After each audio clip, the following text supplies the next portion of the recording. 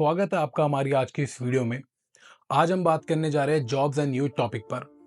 एक देश की अर्थव्यवस्था के लिए दोनों ही टॉपिक बहुत महत्वपूर्ण होते हैं, इसलिए इन पर बात करना भी ज़रूरी है। अगर हम बात करें जॉब्स की, तो जॉब एक वो स्पेसिफिक टास्क होता है जो एक पर्सन करता है इन एक्सचेंज ऑफ पेमेंट्स।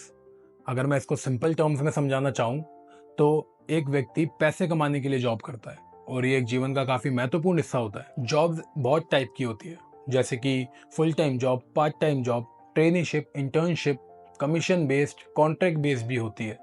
और इसके भी अलावा और भी बहुत टाइप्स होते हैं जॉब्स के। ये तो बात हो गई जॉब्स की।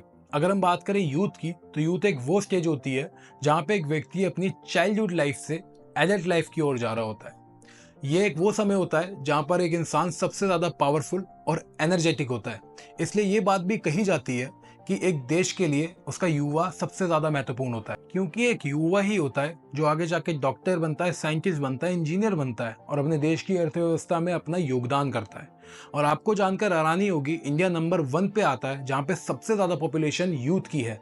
मोर देन 66% लोग वो है जिनकी उम्र 35 साल से कम है, और ये हमारे देश के लिए काफ़ी अच्छी बात है। अगर हम वापस अपने जॉब्स के टॉपिक पर आए, तो India created over 80 million jobs in year 2018 to 2022। देखा जाए तो 2023 में इंडिया में लगभग 596 मिलियन लोग एम्प्लॉयड थे, और ये आंकड़ा 2024 में और बढ़कर 596 से 643 मिलियन तक पहुंच गया।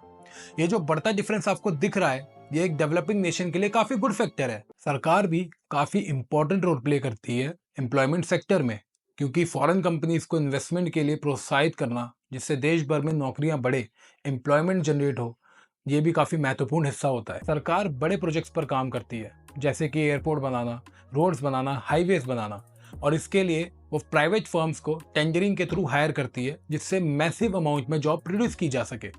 और देखा जाए तो पिछले 10 सालों में मोदी सरकार द्वारा 17.19 करोड़ जॉब प्रोड्यूस की गई है। भारत सरकार एफडीआई पर भी काफी फोकस करती है। एफडीआई का मतलब होता है फॉरेन डायरेक्ट इन्वेस्टमेंट। ये वो इन्वेस्टमेंट होती है जो फॉरेन एंटिटीज करती है हमारे देश की कंपनीज के अंदर। इसके काफी सारे फायदे हो सकते हैं, जैसे कि economic growth, infrastructure growth, development in backward areas, technological advancement और जॉब क्रिएशन ऑल्सो।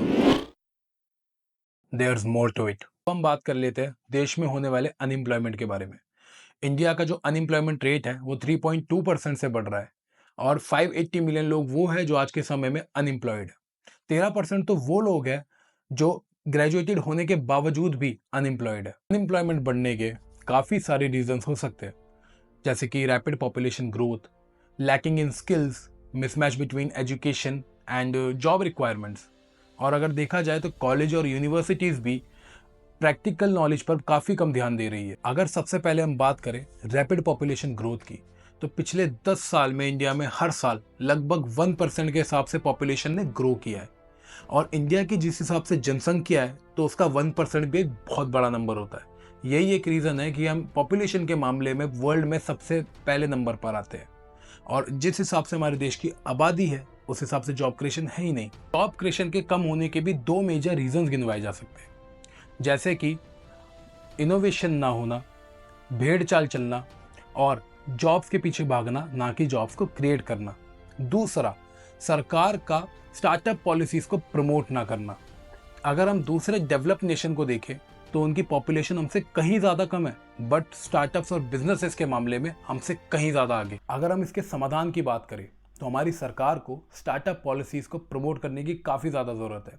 इसमें रिस्ट्रिक्शंस को कम करना चाहिए, जिससे कि हर एक व्यक्ति आगे जाके स्टार्टअप करने का सपना देख सके, स्टार्टअप कर सके।